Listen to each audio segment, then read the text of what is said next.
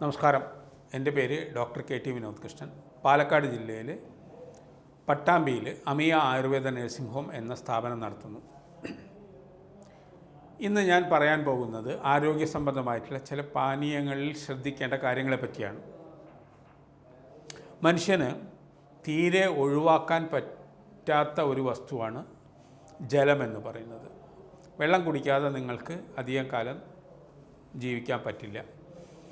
ഈ ജലത്തിൻ്റെ ഒരു പ്രത്യേകത എന്ന് പറഞ്ഞാൽ അതിന് പ്രത്യേകിച്ച് പോഷണം ഒന്നും നൽകാനുള്ള കഴിവില്ല. എന്നാലോ അതില്ലാതെ ജീവിക്കാനും പറ്റില്ല. അങ്ങനെ ഒരു അവസ്ഥയിലാണ് ഈ ജലത്തിൽ പോഷക വസ്തുക്കൾ ചേർത്തിട്ട് പാനീയങ്ങൾ ഉണ്ടാക്കുക എന്ന ഒരു സിസ്റ്റം മനുഷ്യൻ കൊണ്ടുവരുന്നത്. അത് നേരിട്ടിട്ടാവാം, അല്ലെങ്കിൽ ആൾറെഡി ഉള്ള ഒരു പാനീയമാവാം. ഉദാഹരണമായിട്ട് ഇളനീരെന്ന് പറയുന്നത് ജലത്തിൽ തന്നെ ഉള്ള പോഷകമായിട്ടുള്ള ഒരു വസ്തുവാണ്. അങ്ങനെ ഒരു പാനീയമാണ്.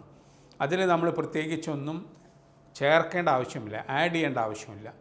പ്രകൃതി തന്നെ ഉണ്ടാക്കിയ ഒരു വളരെ പോഷകമായിട്ടുള്ള ഒരു പാനീയമാണ് ഇളനീരെന്ന് പറയുന്നത്.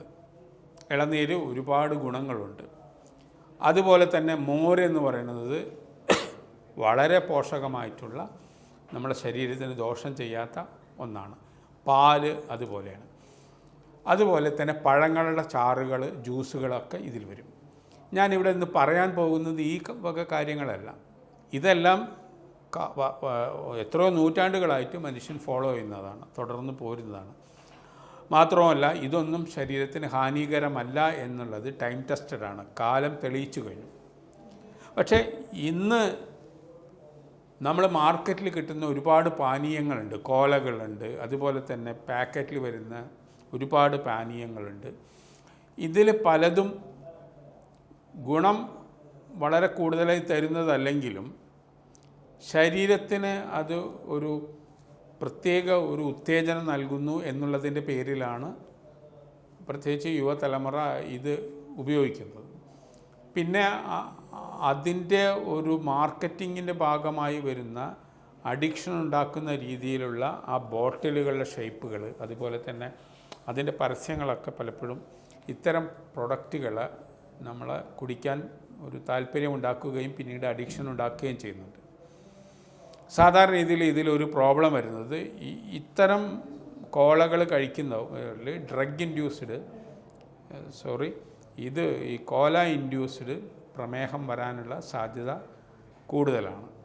പക്ഷേ ഇപ്പോൾ കുറച്ച് ദിവസങ്ങൾക്ക് മുമ്പേ ചില പാനീയങ്ങൾ കഴിച്ച് മരണമുണ്ടായി എന്നുള്ള വാർത്തകളുണ്ട്. പ്രത്യേകിച്ച് വർക്കൗട്ട് ചെയ്യുക എന്നുള്ളത് ഈ കാലഘട്ടത്തിൽ വളരെ കൂടിക്കൂടി വരികയാണ്. അതായത് യുവതലമുറ എക്സസൈസ് ചെയ്യുന്നു, വെയ്റ്റ് ട്രെയിനിങ് ചെയ്യുന്നു, കഠിനമായിട്ടുള്ള വ്യായാമങ്ങൾ ചെയ്യുന്നു, ഒപ്പം തന്നെ ഹൈ പ്രോട്ടീനായിട്ടുള്ള പൗഡറുകൾ കഴിച്ച് അല്ലെങ്കിൽ നോൺ വെജ് ഫുഡോ കോഴിമുട്ടയൊക്കെ ധാരാളം കഴിച്ച് മസിലിനെ പെരുപ്പിക്കുന്നു. അങ്ങനെ വർക്കൗട്ട് ചെയ്ത് കഴിഞ്ഞ് ഉടനെ ഇവർ ക്ഷീണിച്ച് വരുന്ന സമയത്ത് ശരീരം തണുക്കുന്നതിന് മുമ്പ് ഇത്തരം പാനീയങ്ങൾ കഴിക്കുമ്പോൾ പല പ്രശ്നങ്ങളുണ്ടാവും. ഒന്ന്, ആമാശയത്തിൽ ഒഴിഞ്ഞു കിടക്കുന്ന ആമാശയത്തിലേക്ക് ഇത്തരം പാനീയങ്ങൾ ചെല്ലുമ്പോൾ ഉണ്ടാകുന്ന ഇംബാലൻസിങ്, കുടലിൻ്റെ ചലനത്തിൽ വരുന്ന വ്യത്യാസങ്ങൾ, അതിനെ പെരിസ്റ്റാൽറ്റിക് മൂവ്മെൻ്റ് എന്ന് പറയും.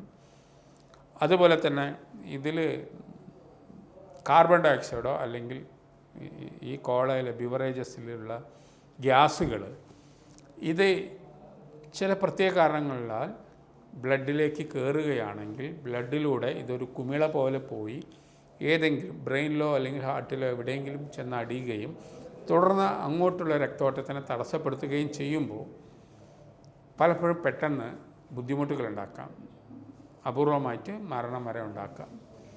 അതുകൊണ്ട് തന്നെ ഈ വക പാനീയങ്ങളെ ഒരു പരിധിയിൽ കഴിഞ്ഞ് ഉപയോഗിക്കാതിരിക്കുക. അല്ലെങ്കിൽ ഈ പാനീയങ്ങൾ വളരെ ചൂടെടുത്ത് വരുന്ന സമയത്ത് വെയിലത്ത് നടന്നു വന്നതിന് ശേഷം പെട്ടെന്ന് തന്നെ ഉപയോഗിക്കുന്നത് ചിലപ്പോൾ ദോഷം ചെയ്യാം. അതുപോലെ തന്നെ ഇതിൻ്റെ ഹൈ ഡോസായിട്ടുള്ള ഗ്യാസ്, നിറച്ച ഗ്യാസ് നമ്മുടെ ശരീരത്തിലേക്ക് ചെല്ലുമ്പോൾ വരുന്ന പ്രശ്നങ്ങളുണ്ട്. അപ്പോൾ ഇതെല്ലാം അറിഞ്ഞുകൊണ്ട് വേണം ആധുനിക കാലഘട്ടത്തിലെ ഈ കോലകളെ നമ്മൾ ഉപയോഗിക്കാൻ. മാത്രമല്ല ഈ കൊലകളെന്ന് പറയുന്നതിന് വളരെ പെട്ടെന്ന് കലോറി കൂട്ടാൻ വേണ്ടി നമ്മുടെ ശരീരത്തിൽ ഊർജ്ജം കൂട്ടാൻ വേണ്ടിയിട്ട് ഒരു ഹൈ കലോറി, അതായത് നമ്മുടെ ശരീരത്തിലെ ഒരു ചെറിയ ആറ്റം ബോംബിൻ്റെ പോലെ വളരെ വലിയൊരു എനർജി കുറച്ച് നേരത്തേക്ക് നിൽക്കുന്നു എന്നുള്ളത് പലപ്പോഴും മറ്റു പല പ്രശ്നങ്ങൾക്ക് കാരണമാകാം. കഴിയുന്നതും പാരമ്പര്യമായിട്ട് ഉപയോഗിച്ചു വരുന്ന പാനീയങ്ങൾ, അതുപോലെ പഴച്ചാറുകൾ, ജ്യൂസുകൾ, ഇതിനെ ഡിപ്പെൻഡ് ചെയ്യുക. കുറച്ചും കൂടി അപ്പുറത്തേക്ക് നമ്മൾ പോവുകയാണെങ്കിൽ ചായ, കാപ്പി തുടങ്ങിയ പാനീയങ്ങളെ നമുക്ക് ഡിപ്പെൻഡ് ചെയ്യാം. അല്ലെങ്കിൽ ഇപ്പോൾ ഹെർബൽ ടീകളുണ്ട്, അതിൽ ഗുണമേന്മയുള്ളവ നോക്കി കണ്ടുപിടിച്ചിട്ട് അത് ഉപയോഗിക്കാം. കോളകൾ നമ്മൾ ഒരു പരിധി വരെ നമുക്ക് പറ്റുമെങ്കിൽ മാത്രം ഉപയോഗിക്കുക.